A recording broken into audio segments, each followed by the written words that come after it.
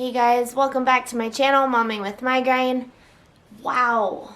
Hey guys, this is Pregnant Migraine Jen. I'm Jen. Welcome to Momming with Migraine. Good job. Time for a break.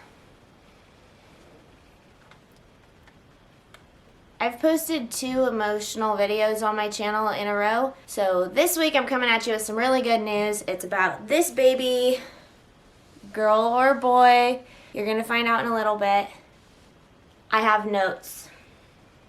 I want to talk about our choice to have kids in the first place, how many kids we want in the future, and how my disability impacted both of those things. I do want to note that even though I'm turning into Migraine Jen, I'm still sorta here. I'm kinda with it. So I might get worse and worse as the video happens. I might ebb and flow a little. That tends to happen. But I have my notes and I'm gonna try to stick to them. That's it. Intro song.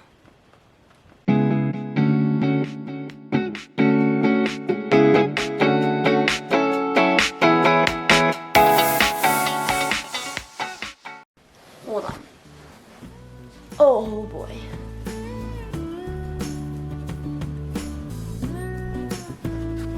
Trash can. Uh-oh. Oh man, now I'm all wet. Oh, and I got it on tape. That's good. I realize I'm an influencer. I'm supposed to do a gender reveal, but you know me. I'm casual. I ain't got time to make it all cute with balloons and stuff. So here it is. Ready? 1, 2, 3. It's I can't believe I finally get to tell you guys. It's a girl. We're having another girl. So we will have 2 girls, 13 months apart, assuming she makes it till about her due date. There's something else I wanted to say. Oh, that I'm 26 weeks along, so next week is the beginning of the 3rd trimester, and I've been doing pretty good. Everything's been going well, very healthy pregnancy, smooth so far. Nothing scary has happened, and swiftly moving on. I'm so excited that you guys know now. My patrons knew about the pregnancy and they knew about the baby's gender at least a month or 2 before you guys did, probably even more than that. So if you want to be early access in the loop, make sure you check out my Patreon, patreon.com/mommingwithmigraine. The link is always in the description, and your donations, your support, really helps me a lot. It helps me keep doing this because I really can't have a job right now, and I couldn't have this job if it wasn't for your support. Getting reading eyes, huh?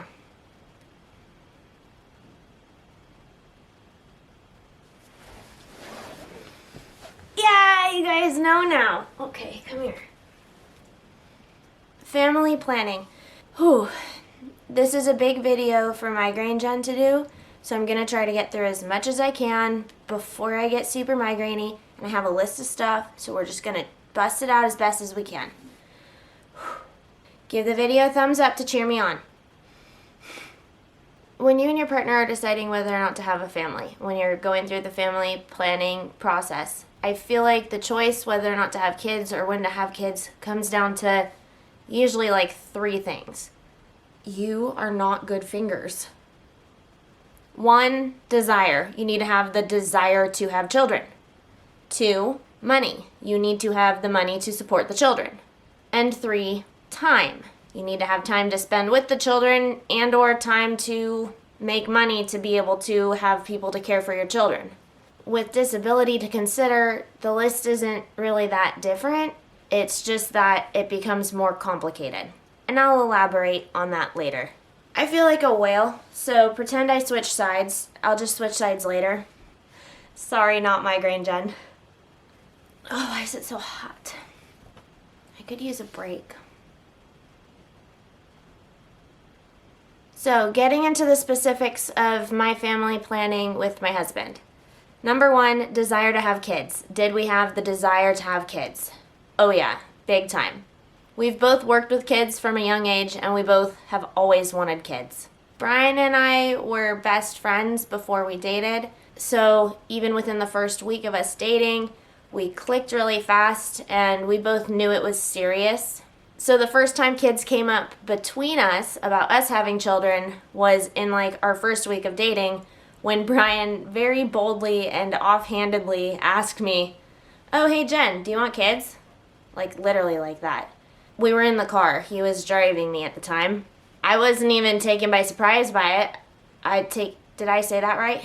I was like, yeah, a couple. And he said, okay, good. And that was it. Even though we were really early in the relationship, we both recognized that something great had clicked. So even though I hadn't thought to ask yet, I was very relieved that he did. Sentences are so much harder when I'm migraine-y than when I'm not migraine-y. I bet not migraine Jen already knew that. Long story short, yes, we wanted kids. The desire was always there and strong. And how many kids? We've typically wavered between 2 and 3. That hasn't changed a lot, but we didn't know exactly where we would be or exactly what it would be like to have kids once we had them. So we've never really tried to decide between 2 and 3. We've always just been like, well, we'll get there when we get there, and we'll see how we feel when we get there. Next. Thing to consider, number 2, is money. We always joke that we gave up our 20s in order to make sure that we were settled and ready for kids when we wanted to have them. And even though it is a joke when we say it, that is pretty much what happened. When we went out to dinner with our friends, we were the weirdo couple that literally split an appetizer and had water with it because we knew that every dollar counted when we were in California trying to buy a house. My husband was actually disabled for pretty much the whole time we were dating, from 2012 up until the very end of 2015. But we worked our butts off and we saved. We ended up getting married and buying the house in 2016 within a couple of months of each other. But then the end of 2016 is when I got sick. The beginning of 2017 is when I got super sick. And I did keep my job for a while. You guys know I was really stubborn and tried really hard to keep working. But even with property ownership, the cost of California and the fact that I was sick made it so that kids just couldn't be in the equation. I would go to work, it would trigger a migraine, I'd go home and have the migraine, and then I would wake up feeling groggy and gross, go back to work, rinse and repeat. Work, migraine, sleep. Work, migraine, sleep. So now we're at the crappy intersection of time and money. Time is money, money is time, and migraines are just time. That's what it comes down to. It's energy too, but it's time. I'm going to read this to you because I can't do it justice if it's all choppy the way I talk, but chronic migraine is basically an exhausting side gig where hours are flexible and variable, but they get sprung on me without warning or negotiation, and I cannot quit. It's a highly physical job, so I have no energy left after shifts. Some weeks I do overtime, and did I mention that I don't get paid? Quite the opposite. It's actually a very expensive job to have. Yay. My limitations meant that I didn't have the time to make money and to be a mom. There are plenty of moms who work full-time, and they're able to come home and be a great mom for their kids after work. I couldn't do that. And I recall the moment that I realized it. I was absolutely devastated. I was crying in our kitchen. You guys, I don't cry that much. I do have a high propensity for crying, but I don't just cry over nothing. I was so frustrated with my body, so frustrated with my head and not being able to think straight. And Brian was there comforting me, and I was kind of just confessing to him that I just didn't think that kids were going to be on the table with me being that sick. Brian, he's so sweet, obviously. He comforted me, and that was a really crappy time. I will never forget the days when I thought that I would never be a mom. There were a lot of days, a lot of weeks, a lot of months I thought I would never get to be a parent. The solution, of course, you guys know, is we moved. We moved to this new place where the cost of living is lower, where we could afford a little bit more, so I could quit and hopefully work part-time. And my husband, Brian, he's a serial small business starter, so his schedule has always been flexible. With me working part-time and with him being flexible, it meant we would both potentially be flexible, and he would also be able to be my caretaker. My health declined once I was here, and then what happened? Oh yeah, so I started my Patreon so that we could hire a sitter, and that bought me the time to continue doing this so I can also still be a good mom. I'm always pointing at the baby off screen. She's somewhere else in the house with the sitter. Thank you so much to my patrons for supporting me on Patreon. Thank you so much to you YouTubers for coming back week after week, clicking on my videos, liking, commenting, and subscribing so that I can continue to do this and I can continue to be a great mom for my family. One interesting thing is that although we always wanted kids, we never felt ready. And then like the second we moved, we started trying. We were so ready. All those little blocks had to fall into place, and once they did, it felt right. Now guys, oh, don't knock over the water. I got this.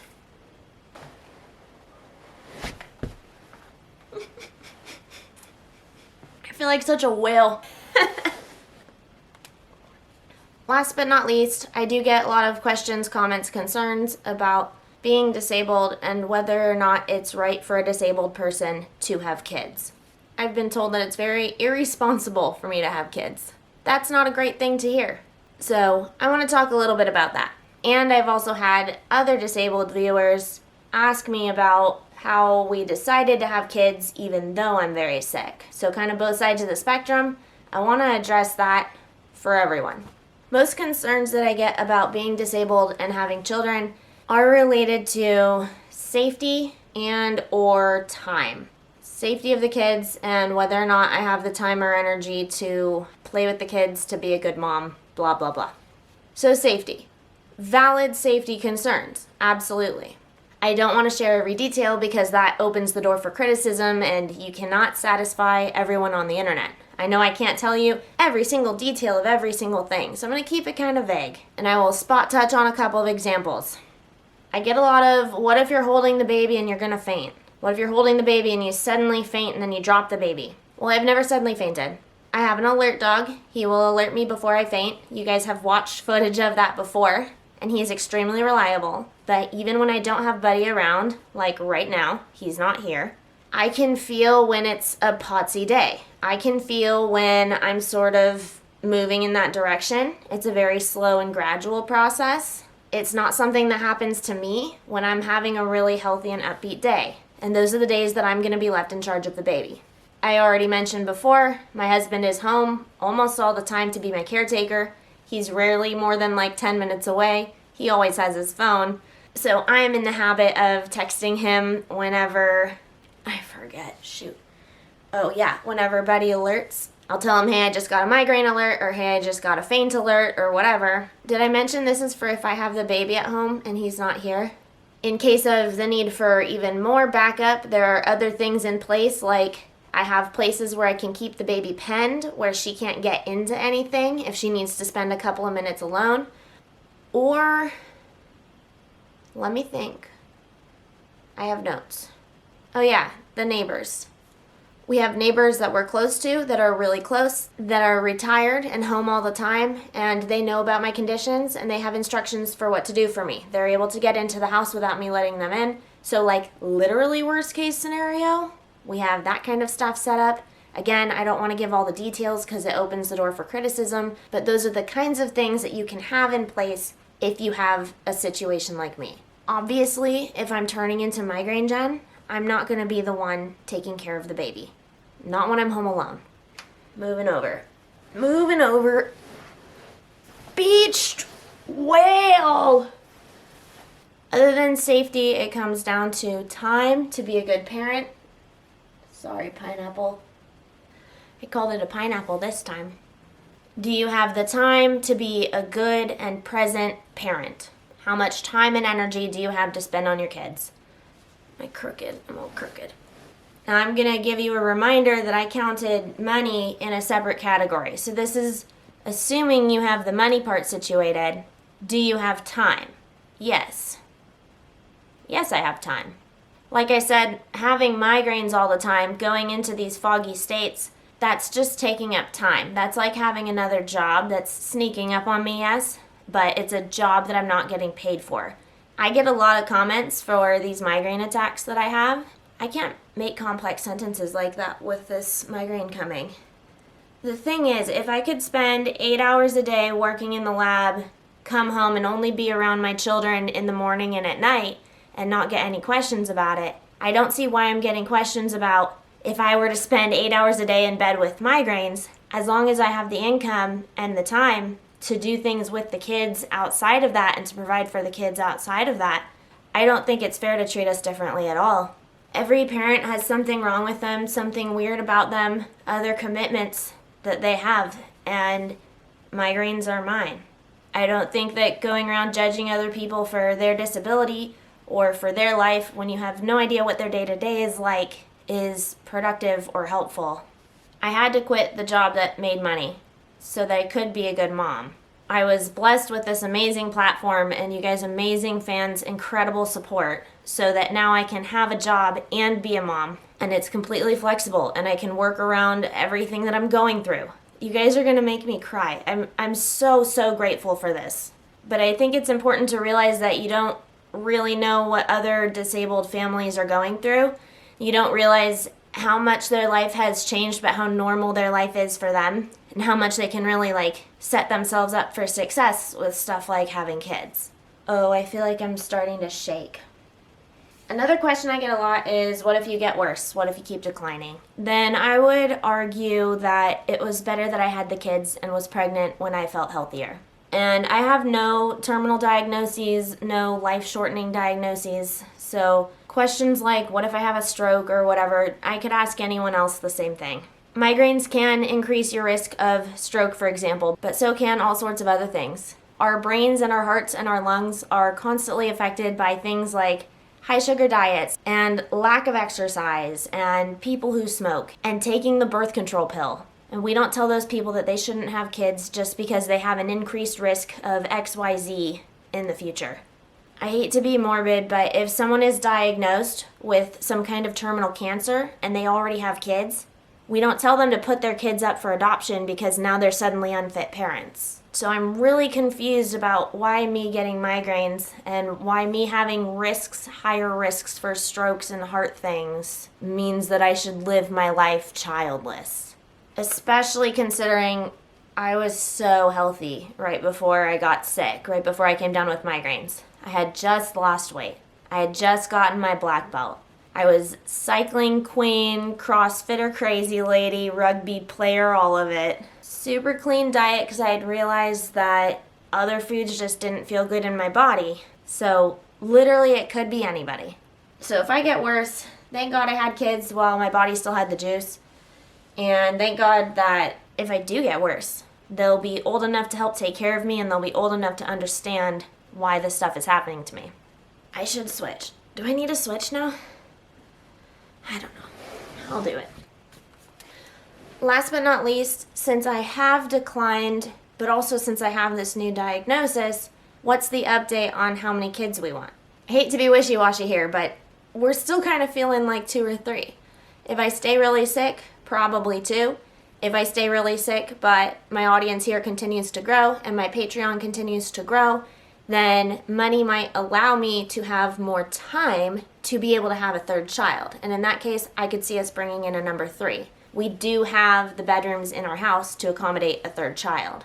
I came from a big family. I have a lot of siblings, so I could see us going up to 4, but I wouldn't consider that very likely.